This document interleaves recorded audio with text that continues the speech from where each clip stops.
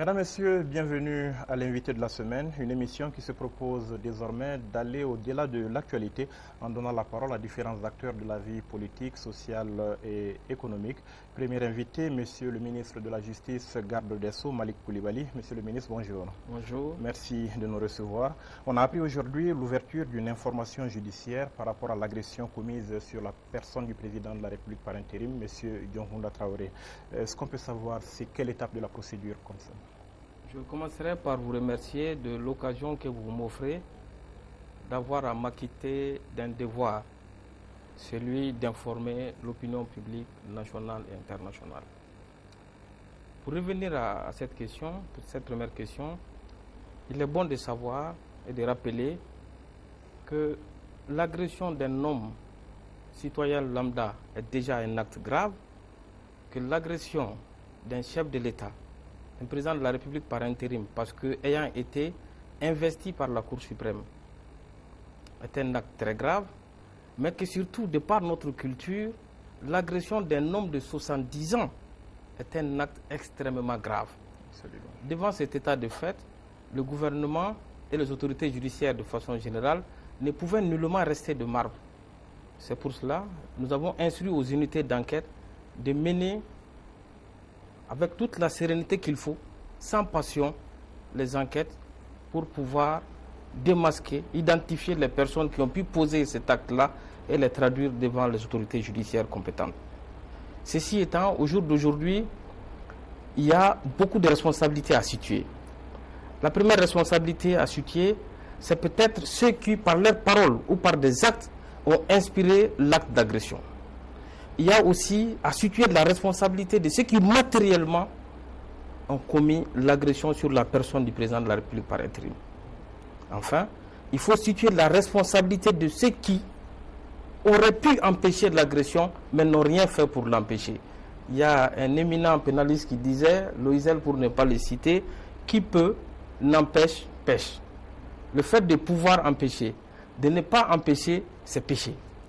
Beaucoup de responsabilités à situer alors qu'on sait que l'agression est intervenue à la suite d'une marche, donc ça fait du boulot pour le juge, la justice.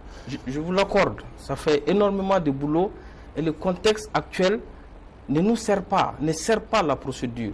Mais j'appelle encore une fois les Maliens à faire confiance à leur justice qui fera son travail en toute indépendance et en toute impartialité. Aucune instrumentalisation ne passera par la personne du ministre de la Justice que je suis. Plaise à Dieu. Qu'est-ce qui a été fait jusque-là? Des interpellations, des auditions? Qu'est-ce que vous avez fait jusque-là dans ce dossier précis? Merci bien. Au cours de l'enquête, une cinquantaine de personnes avaient été interpellées. Au jour d'aujourd'hui, nous avons 3 personnes qui sont sous mandat de dépôt. Mais il est bon de préciser qu'au jour où je vous parle, ces 3 personnes sont poursuivies pour troubles graves à l'ordre public. Et cela s'explique. Cela s'explique en ce sens que ce sont des gens qui ont été retrouvés, découverts à Koulouba, sur les lieux de l'agression. Mais rien n'indique à ce jour qu'ils ont personnellement pris part à l'acte d'agression. En procédure pénale, il faut éviter ce qu'on appelle une inculpation hâtive. C'est pour cela qu'au jour d'aujourd'hui, personne n'est véritablement inculpé pour agression. Mais une information judiciaire pour tentative d'assassinat sur la personne du chef de l'État, M. Diongounda Traoré, a été requise. Mais ce serait contre X, pour ne pas aller à une inculpation trop hâtive qui va nous conduire à aboutir à un résultat pas souhaitable pour la justice. À quoi est-ce qu'il faut s'attendre dans les prochains jours par rapport à l'évolution de ce dossier justement? Nous avons instruit aux unités d'enquête d'approfondir l'enquête. Pour la simple raison que des images ont circulé. Des gens ont paradé à Koulouba.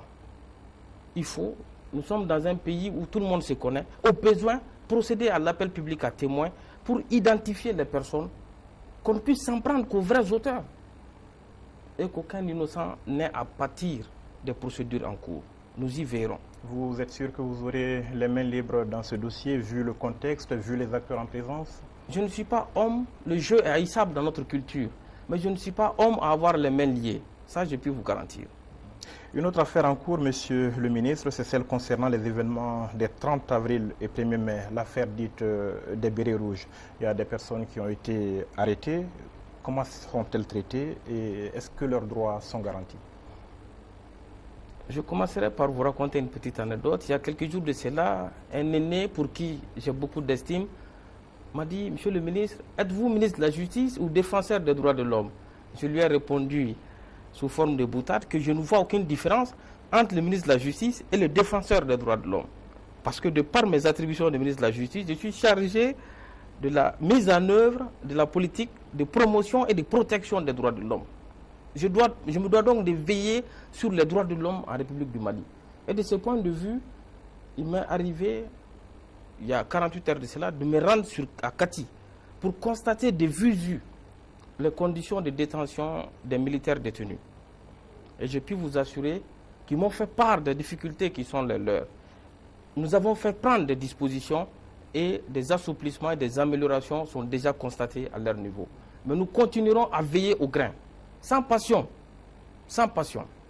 Des assouplissements, ça veut dire qu'il y avait matière à redire? Matière à redire, peut-être pas. L'exemple concret, c'est que leur famille ne pouvait pas les rapporter à manger. Mais de par notre intervention, suite à notre visite sur le terrain, cela est permis depuis hier. La famille peut les rapporter. Cela ne veut pas dire que l'alimentation qui leur était fournie n'était pas bonne. Mais si ça ne leur convient pas, parce qu'ils sont sous mandat de justice, et étant sous mandat de justice, ils ont droit au régime pénitentiaire. Et ce régime permet qu'on puisse leur apporter depuis la famille à manger. Venons-en, Monsieur le ministre, à la loi d'amnistie adoptée par l'Assemblée en faveur des auteurs du coup d'État du 22 mars dernier. Quelles sont les motivations profondes de l'adoption de cette loi? Est-ce que, selon vous, ce n'est pas une prime à l'impunité? Le gouvernement n'a même pas à motiver ou à justifier cette loi d'amnistie. Parce que l'initiative de la loi d'amnistie est plus ancienne que le gouvernement lui-même. C'est l'accord cadre qui l'a dit de façon expressis verbis. Nous ne faisons que mettre en œuvre l'accord cadre en faisant adopter la loi d'amnistie. Ceci étant, il y a un principe juridique qui dit « périsse un principe plutôt que périsse l'État ». Le principe aurait voulu qu'aucun acte infractionnel ne demeure impuni. Mais si l'oubli volontaire du caractère infractionnel, donc de l'absence de poursuites, peut déterminer à préserver l'État, je pense qu'il faut franchir le Rubicon. Et l'accord cadre a servi à cela. Il a d'abord permis l'investiture d'un président de la République par intérim. Il a permis la nomination d'un Premier ministre, la nomination des membres du gouvernement. Il va permettre très prochainement la prorogation du mandat de l'Assemblée. Et cet accord cadre a véritablement et de façon imparable intégré le corpus juridique malien parce que la Cour constitutionnelle y fait référence, parce que la Cour suprême y fait référence. Il faut donc volontairement sacrifier certains principes au nom de la cohésion sociale, par exemple. Oui.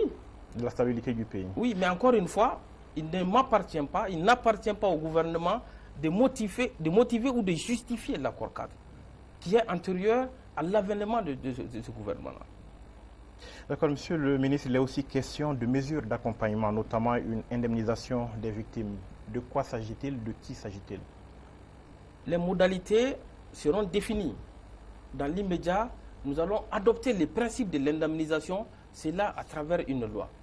Il s'agit d'indemniser toutes les personnes qui, d'une façon ou d'une autre, ont subi un préjudice né de la mutinerie du 22 mars ayant abouti à la démission du président de la République. Ça peut être lourd à supporter pour le budget de l'État?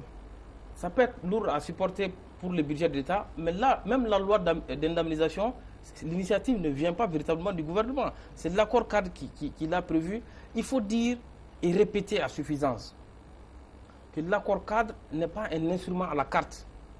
C'est-à-dire, on ne va pas y choisir des dispositions qui arrangent certains et d'autres qui ne les arrangent pas. C'est un ensemble indivisible et le gouvernement veillera à son application entière. Une loi d'amnistie pour les auteurs donc, du coup d'État du 22 mars. Pourquoi pas la même chose pour les événements du 30 avril, des 30 avril et 1er mai dernier, la fameuse affaire des bérets rouges? Une loi d'amnistie pour les bérets rouges, l'appréciation n'appartient pas au gouvernement. Lisez l'article 45 de notre Constitution, elle dit bien que c'est le président de la République qui propose.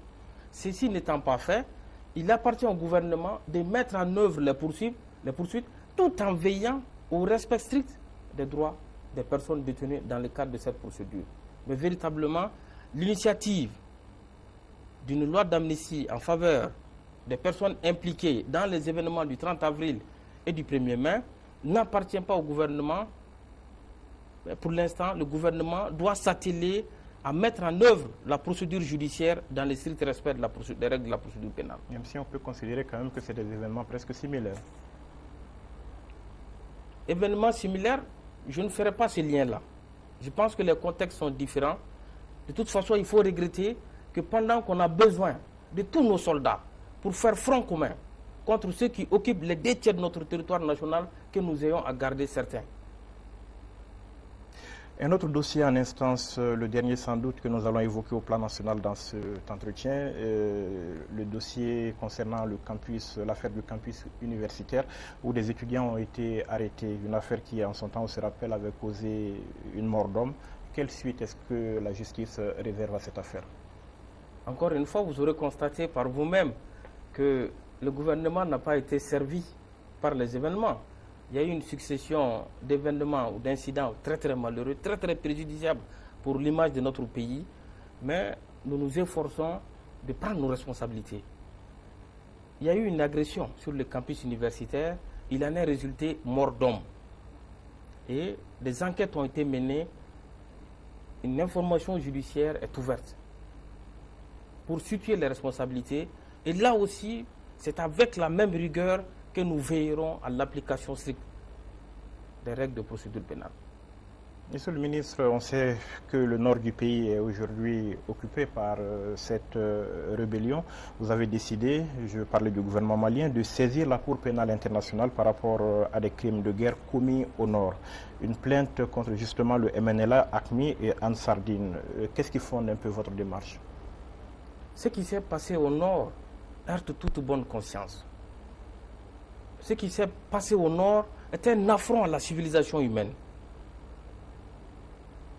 Dans les conditions normales, il revient à l'État du Mali d'engager les poursuites contre ces personnes-là, de situer les responsabilités et de sanctionner les fautifs. Mais il se trouve que pour l'instant, j'espère que très bientôt nous allons recouvrir l'entièreté de notre intégrité territoriale, mais il se trouve que pour l'instant, il y a une partie du territoire qui nous échappe. Et vous aurez constaté par vous-même aussi que les responsables du MNLA et d'autres sont en train de parader d'un plateau de télévision à un autre. Nous ne pouvons pas donc rester de marbre. Encore que ce qui s'est passé est aisément constitutif des crimes de guerre. Lorsque des prisonniers de guerre ligotés sont retrouvés une balle dans la tête ou égorgés, c'est un crime de guerre.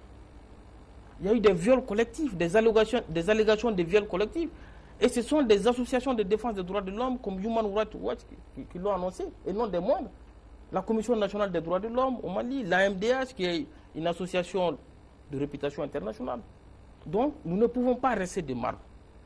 Mais ce que le gouvernement a décidé à l'occasion du dernier Conseil des ministres, c'est le principe de la saisine. Le gouvernement a adopté le principe de saisir la Cour pénale internationale. Ce qui est différent de la matérialisation de la saisine. La matérialisation de la saisine va passer par un préalable, celui de réunir les éléments. Les éléments, nous en avons. Mais il faut monter un dossier pour présenter à la Cour pénale internationale. Pour l'instant, nous avons adopté les principes et pas plus qu'hier, j'ai signé une décision qui met en place un comité interministériel de travail sur la saisine de la Cour pénale internationale. Donc il faut comprendre que pour que la Cour pénale internationale se saisisse de ce dossier, ça va peut-être prendre du temps. De notre côté, non.